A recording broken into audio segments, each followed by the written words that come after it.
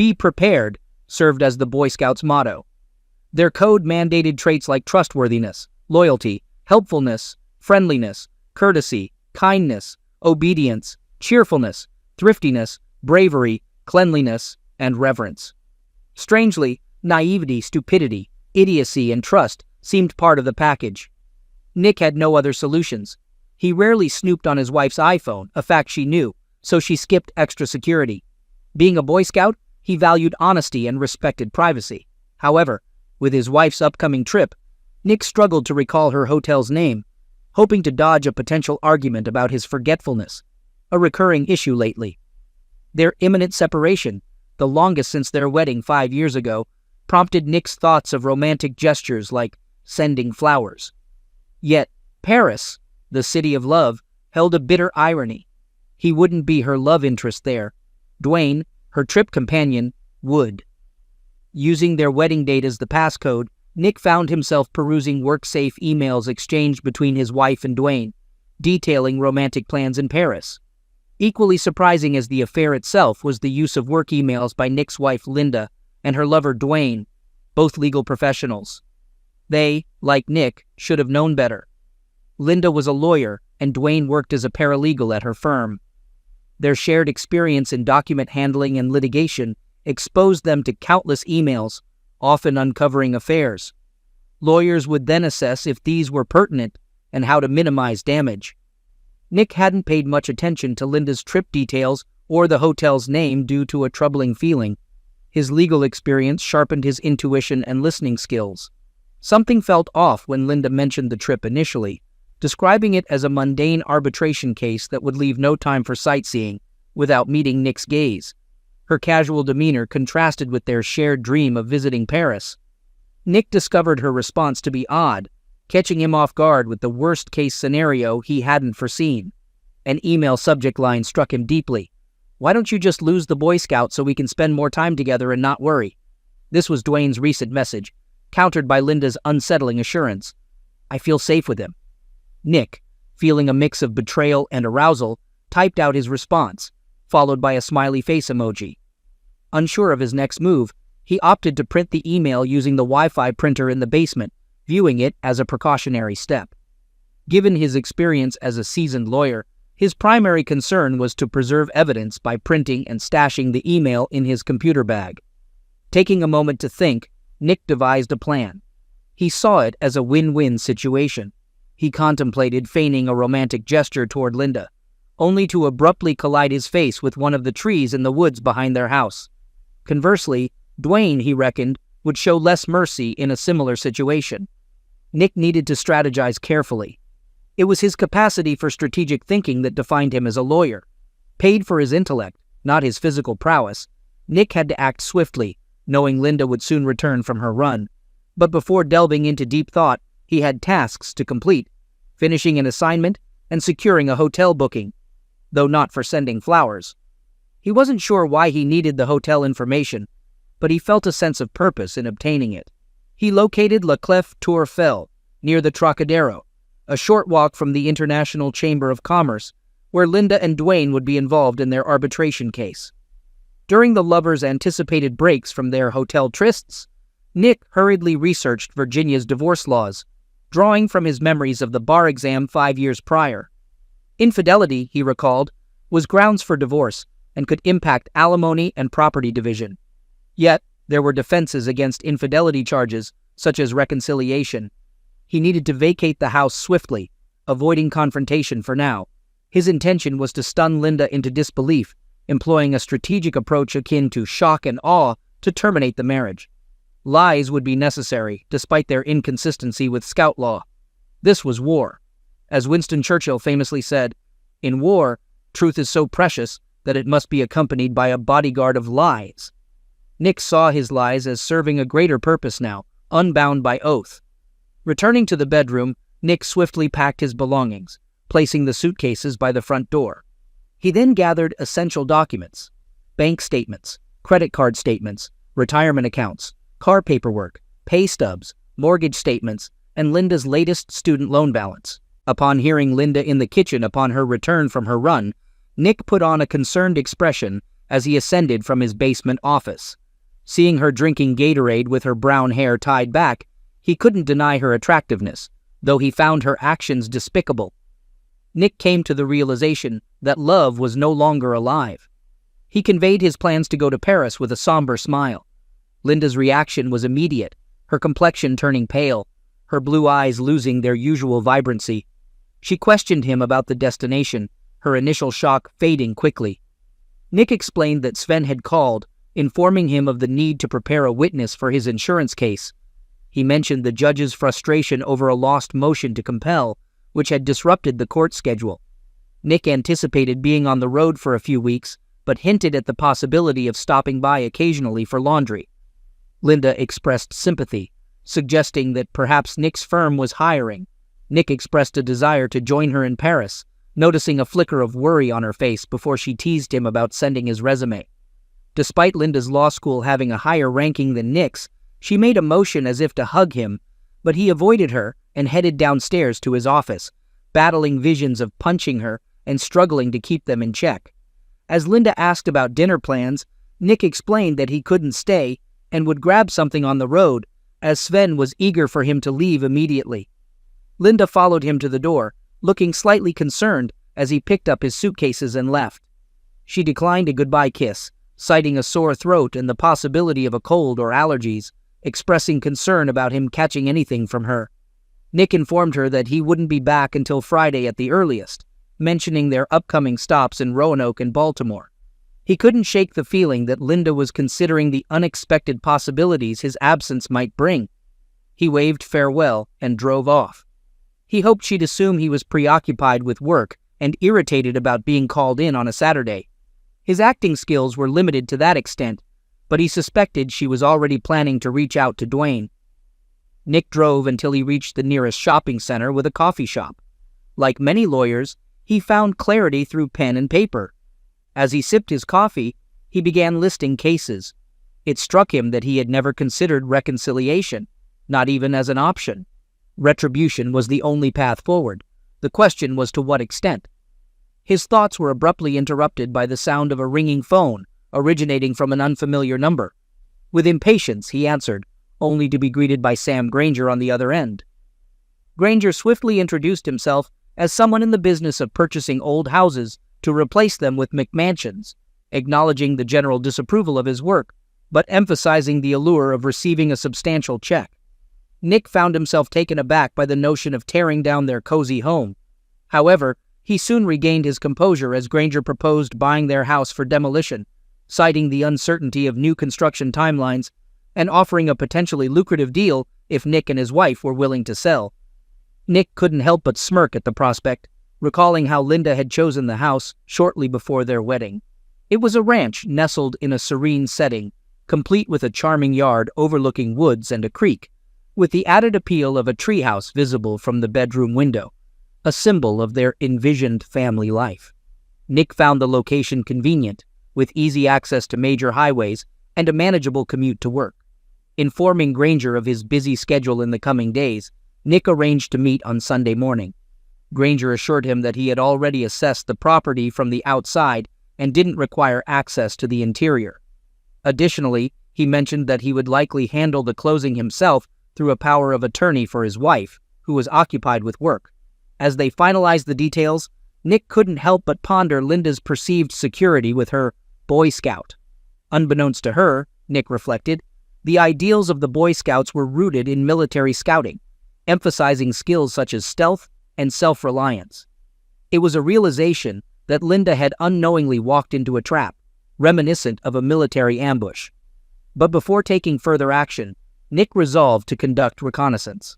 With his plan in mind, he deliberately knocked over his empty coffee cup and stepped out to his car for privacy. Dialing a number on his cell phone, then another, he waited for a response, eventually connecting with Frank Berry, a former private investigator Nick had collaborated with during his time as a corporate lawyer.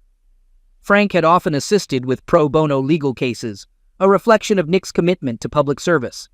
Nick recounted the urgent favor he needed, explaining the situation involving his wife and another man. Frank expressed disbelief at the audacity of Nick's wife and offered to handle the matter himself as a token of gratitude for Nick's past assistance in the Rivera divorce case, which had garnered significant publicity.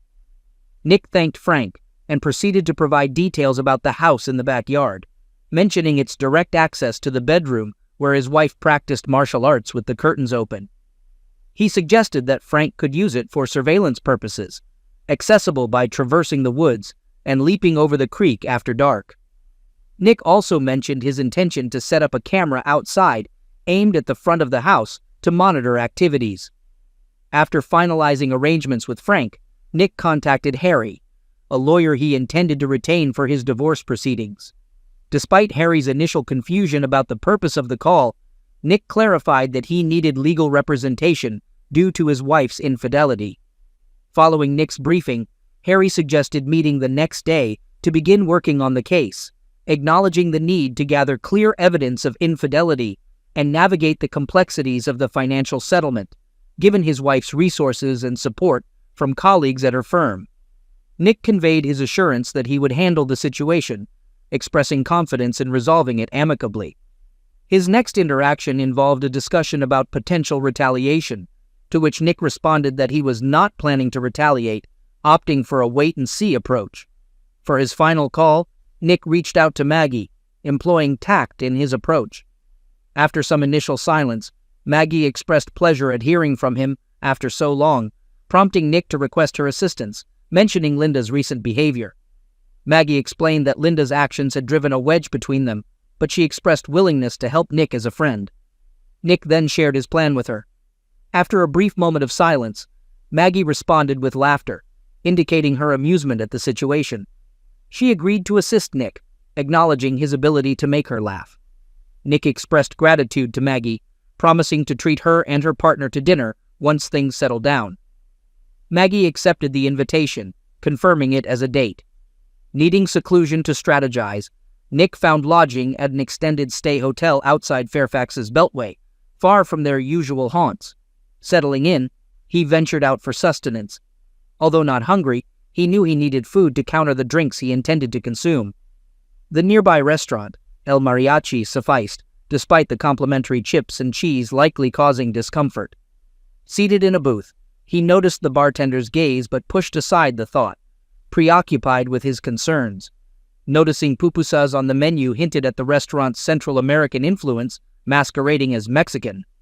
Unfazed, Nick ordered tequila, anticipating a brutal hangover the next day as part of the ordeal.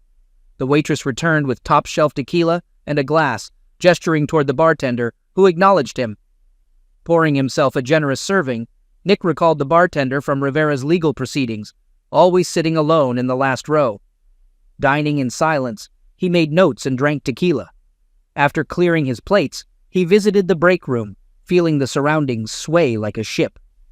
Returning to the booth, he found the bartender occupying the opposite bench, awaiting him. The bartender greeted Nick warmly, expressing gratitude for Nick's assistance in helping his cousin escape an abusive marriage. Despite Nick's attempt to downplay his involvement, the bartender continued, mentioning that his cousin's abusive husband had been severely injured in jail, potentially facing permanent damage. Nick was taken aback by the news, feeling a chill run down his spine as the bartender relayed the information with a slight smile. Nick replied that he hadn't been aware of the extent of the husband's injuries, to which the bartender nonchalantly remarked that it was yesterday's news. Curious about Nick's presence alone on a Saturday night, the bartender inquired about his wife's whereabouts, noting Nick's marital status with a knowing smile. Nick realized that the bartender must have witnessed an unexpected encounter between him and Linda at a hearing, followed by a kiss. Admitting to some marital issues, including Linda's potential infidelity, Nick saw no reason to conceal the truth. The bartender responded with a familiar smile, suggesting that while he might not be a lawyer, he understood the importance of keeping secrets and hinted at Nick's exposed notebook, containing incriminating details and a to-do list. Nick shrugged off the security lapse, noting that at least no client secrets had been compromised. The bartender questioned Nick about his desires aside from money, suggesting the possibility of seeking revenge. Nick expressed his desire to physically damage his wife, wanting to break her nose and blacken her eyes. The bartender cautioned Nick against such violent retaliation, reminding him of the potential consequences that could lead to jail time. Nick agreed, nodding in acknowledgement. Acknowledging Nick's past assistance to his cousin, despite her initial refusal of help, the bartender insisted on repaying the debt owed to Nick. Nick attempted to interject, mentioning Frank's role in gathering evidence and the police's involvement in the case. He also enlisted a partner from his firm to ensure proper handling of the criminal proceedings, accompanying his client to ensure respectful treatment by prosecutors. Despite Nick's objections, the bartender commended his efforts in assisting those in need and offered his assistance in return. When Nick expressed uncertainty about the bartender's identity, the bartender revealed himself as Jose Garcia, also known as El Diablo to some. Nick jokingly asked if he had to sell his soul for a favor, to which El Diablo responded with a chuckle, stating it was merely professional courtesy. El Diablo then instructed Nick to provide his address, his wife's name, and her daily routine. He suggested getting a cell phone for easier communication and leaving a contact number at the bar. El Diablo advised Nick not to return to the bar, claiming it was for the best. Nick briefed El Diablo about hiring a private investigator, his intention to stay home until Linda's departure for France, and Linda's travel plans. El Diablo knew the location of the Paris hotel, but kept the method of obtaining the information vague. "Just one question, Senor Nick. Is there any chance of reconciliation, forgiveness, mercy? I don't want doubts later," El Diablo queried, his smile replaced by a serious expression. Nick met his gaze. Nick took a deep breath, reflecting on his emotions. The path ahead was clear. Trust and loyalty were fundamental to him, lacking in his marriage. Linda's actions had turned love into hate in his heart. While he might eventually become indifferent, that time had not yet arrived. "No," Nick affirmed. El Diablo visibly relaxed. "Okay, don't fret." When the waitress presented the bill, El Diablo dismissed her, but allowed Nick to tip generously. He also permitted Nick to take a bottle of tequila, advising him to use it carefully. Nick woke up Sunday morning without much of a hangover, arriving at Harry's law office at 10 to find Frank already there. Frank conveyed his findings, informing Nick that Linda was indeed with another man in their bed. He handed Nick a DVD containing evidence of their infidelity, cautioning against watching it. Harry expressed concern about Nick's decisions, but Nick requested a summary of the evidence. Frank recounted how he had observed Linda and the man, Dwayne Martin, engaging in coital activity in the treehouse as Nick had suggested. They had identified Dwayne Martin as Linda's partner and planned to draft a report and affidavit for Harry to file, expressing regret for the situation. Nick decided to file for divorce on grounds of infidelity, but requested that Linda not be served immediately. He instructed Harry to file the paperwork on Monday afternoon before the clerk's office closed. Harry reminded Nick of his limitations in criminal law, cautioning that he wouldn't be able to help if Nick got into legal trouble. "You'll be pleasantly surprised," Nick mentioned as he exited. His next destination was a meeting with Sam Granger. It turned out to be an exceptionally productive session where Nick discovered they could sell the house for over $100 more than the mortgage and without any commission to the real estate agent. Linda would be thrilled. Nick assured Sam that he'd have all the necessary paperwork ready to close the deal promptly. After leaving Sam's office, Nick checked his phone. No messages, no calls. She must still be occupied with Dwayne. Nick seized the opportunity to call his boss, Sven, urgently requesting 2 weeks of vacation or he'd resign. Sven, realizing Nick's pivotal role in the ongoing case, hastily agreed. Luckily, there was a lull in Sven's workload, allowing Nick some leeway. With the groundwork laid, Nick returned to the hotel to dive into the real work. By Monday evening, he was fully prepared. Throughout Sunday night and Monday, Linda left voice messages that he didn't respond to. He was conserving all his energy for Tuesday morning. Thanks to Frank's strategically placed camera outside the house, Nick knew Dwayne had spent Monday night there. Estimating Dwayne's departure for work around 8 a.m. and Linda's at 8:30 a.m., Nick planned his move. At 7 a.m., Nick entered through the front door, cheerfully announcing, "Honey, I'm home."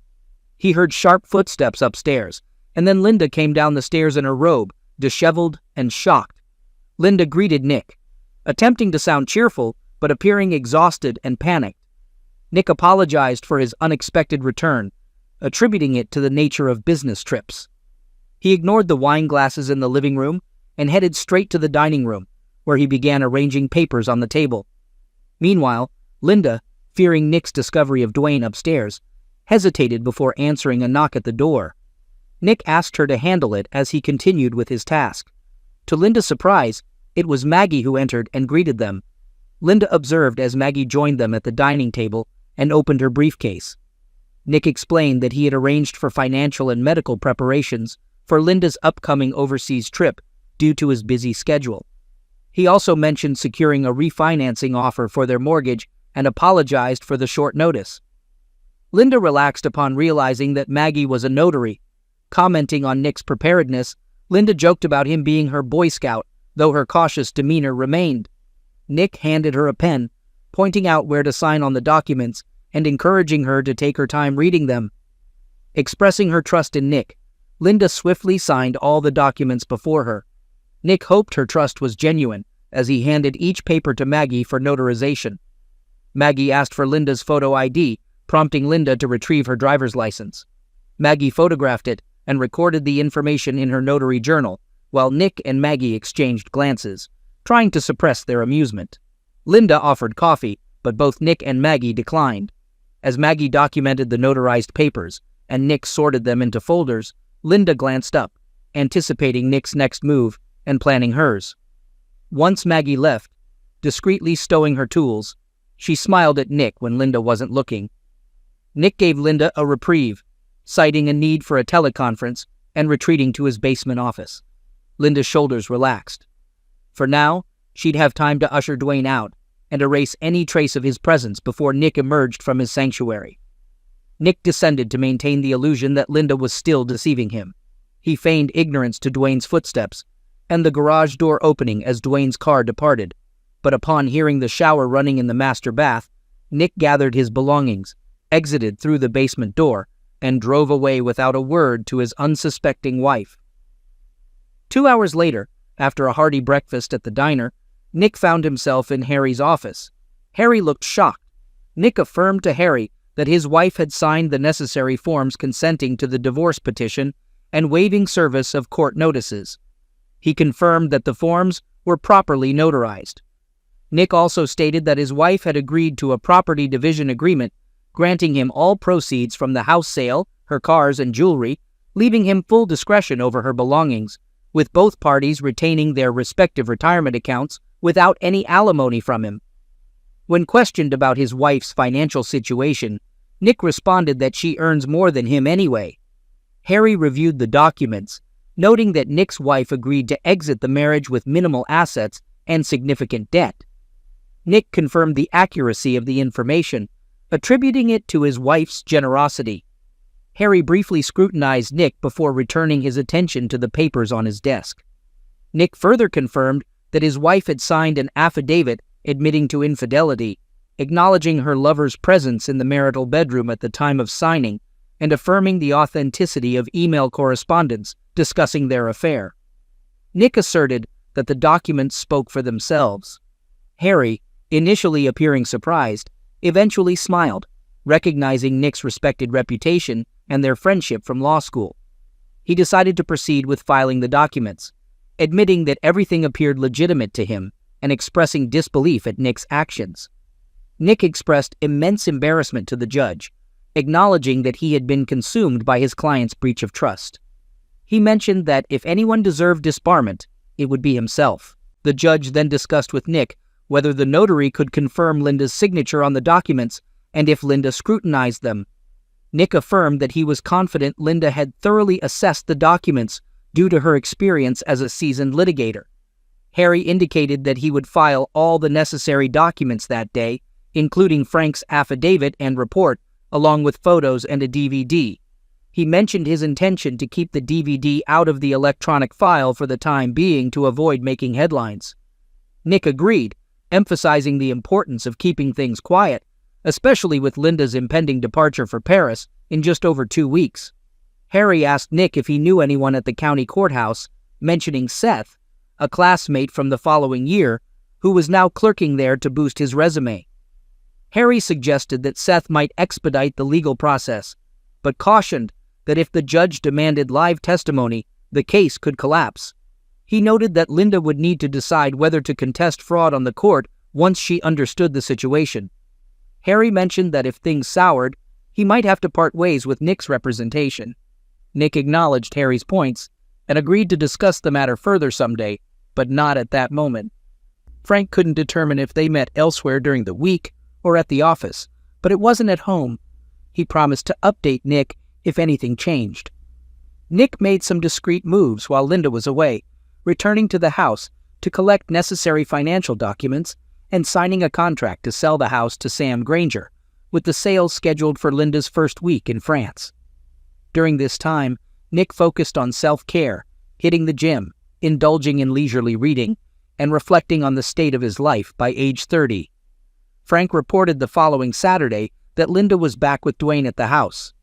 Nick thanked him for the update, expressing his indifference.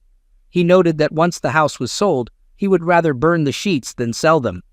By then, Nick had watched the video Frank had given him. Dwayne, a few years younger, was a gym enthusiast, constantly admiring himself in the mirror post-workout. Otherwise, he was unremarkable. Nick was in decent shape but lacked a chiseled physique. Linda evidently sought arm candy. Nick had no time for such superficiality. Before he knew it, Linda was off to Paris. A private investigator trailed her to the airport, confirming her departure for Europe. Nick then cleared out Linda's belongings, packed what he wanted, and had movers transport everything to a storage facility. Thanks to Sam Granger's adept selling skills, Nick easily offloaded the furniture. When the house was finally devoid of belongings, Nick did one final sweep before his last task.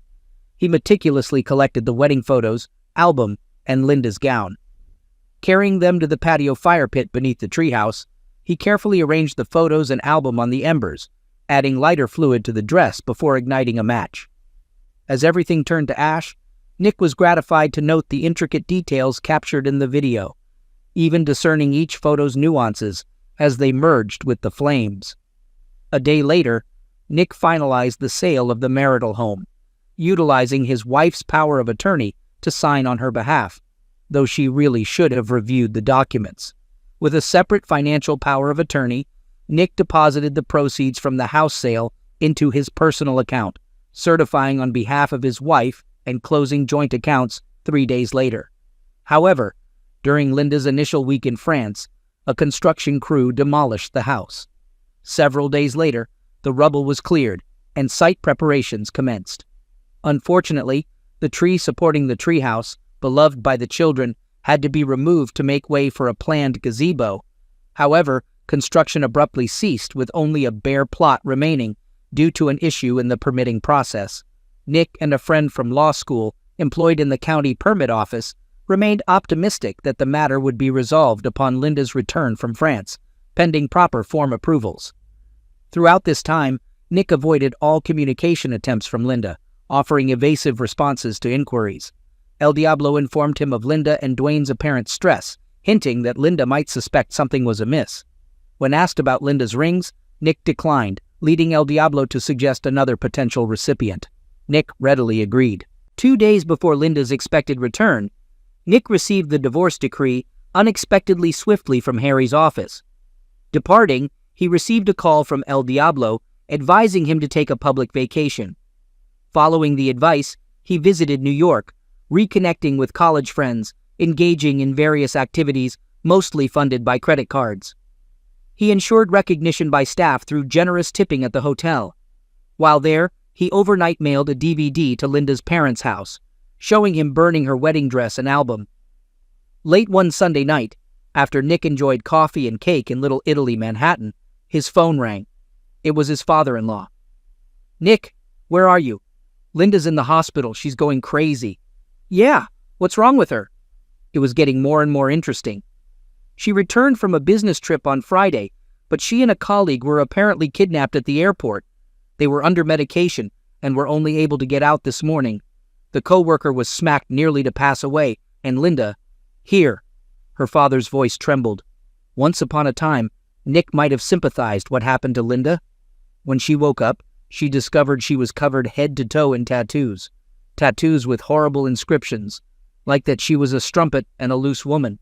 And as soon as she woke up and saw that, Some guy in a mask came in and punched her in the nose, breaking it, and then gave her 2 black eyes.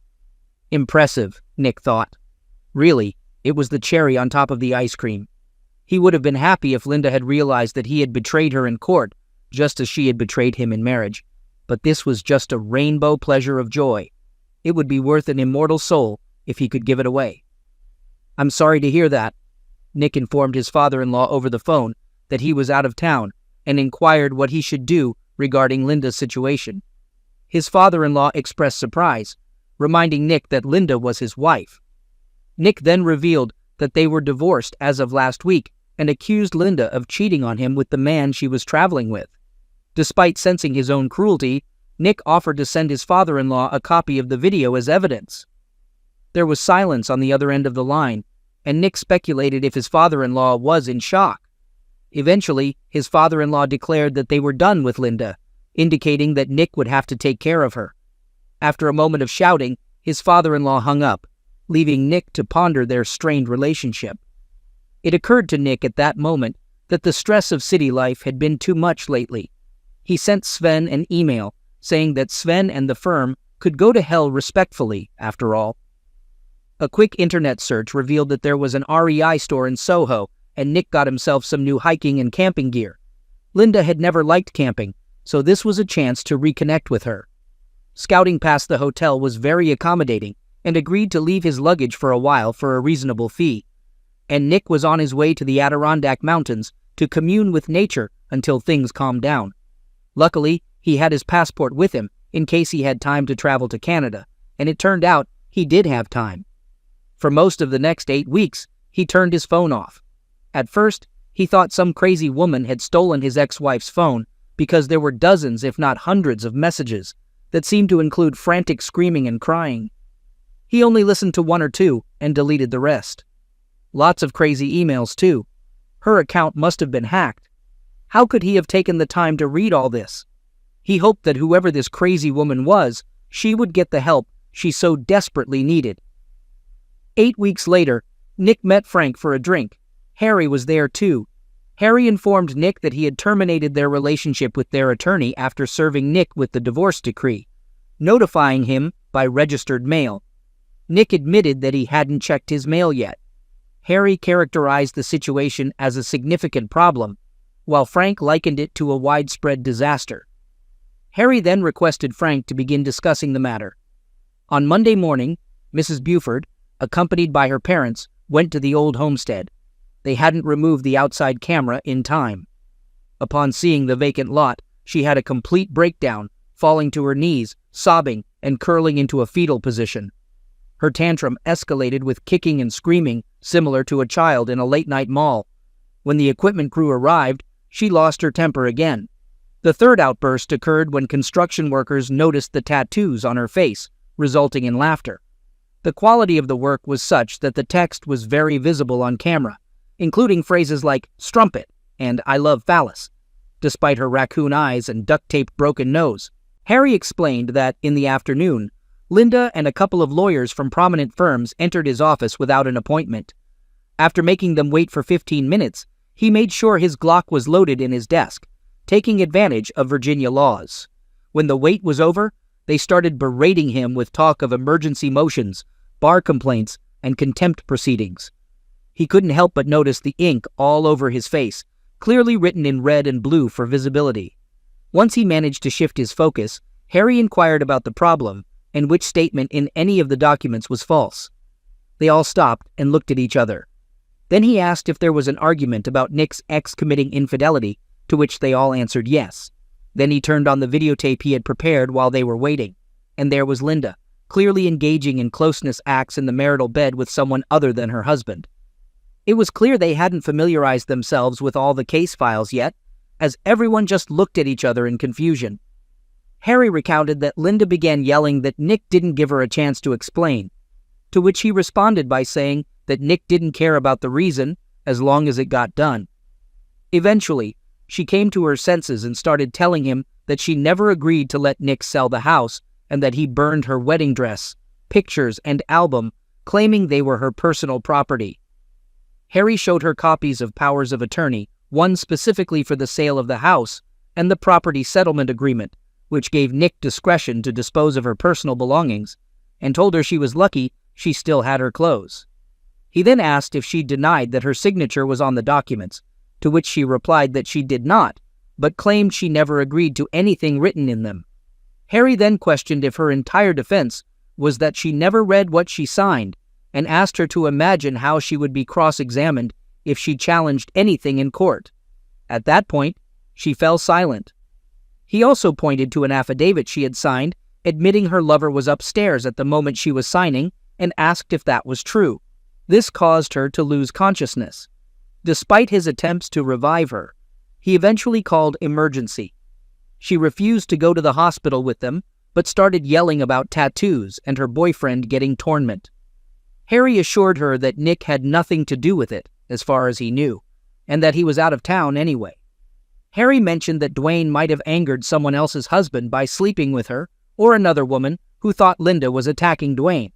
He informed Nick that he had told them they could discuss any criminal case they wanted to pursue with the Fairfax Police Department, and expressed regret for missing the altercation. Harry noted that things were improving and explained that they were still discussing filing a motion for reconsideration when he received an anonymous email with links to videotapes of Linda and Dwayne in Nick's bed, engaging in closeness acts in front of the Eiffel Tower. The email threatened to send the tapes to everyone Linda knows, claiming Nick was unaware and unable to prevent it. They asserted to be friends Nick had assisted, offering protection, but also threatening to expose the tapes unless Linda backed off. Nick claimed he was unaware of this. Harry mentioned that after that revelation, the individuals left without further contact, and nothing occurred at the courthouse. Harry then recounted Frank's encounter with the police, stating that detectives approached them seeking copies of the tape and the report, but then lost interest. Neither Linda nor Dwayne could recall what had happened, only that they took a cab from the airport, and Dwayne ended up hospitalized. Linda woke up in a seedy hotel, got assaulted, and ended up in the hospital. The room expenses were charged to her credit card, including room service and minibar charges. Nick mentioned that New York police and his friends had been contacted, all of whom confirmed his busy schedule in the city. Harry added that Nick's ex was reportedly undergoing laser tattoo removal in her parents' basement, which was expensive due to the extensive coverage. Nick commented on this, earning a glance from Harry and stifled laughter from Frank. Harry then brought up the condition of the individual referred to as the meat eater, stating that he was badly injured and would require extensive therapy due to multiple concussions. Finding another paralegal job might prove challenging for him, as their firm had also let them go. Harry explained that their relationship had soured during the trip, affecting the arbitration negatively. Mistakes were made, exhibits weren't ready, and witness notes were lost, leaving the client displeased. Sacrifices were made to retain future work. Frank suggested that someday Nick would have to enlighten them about something, to which Nick responded jokingly, saying he was a Boy Scout. Frank continued, mentioning that Maggie had waited in the car and expressing a bit of envy regarding Nick's situation. They agreed to discuss further over dinner, with Nick offering to treat them for aiding his liberation. As Nick drove away, Maggie informed him that she didn't have a boyfriend, surprising him. Nick then suggested heading home, with a stop at the post office first. When asked why, Nick explained that he was checking on a friend's safety, producing a card from the glove compartment bearing a Boy Scout emblem.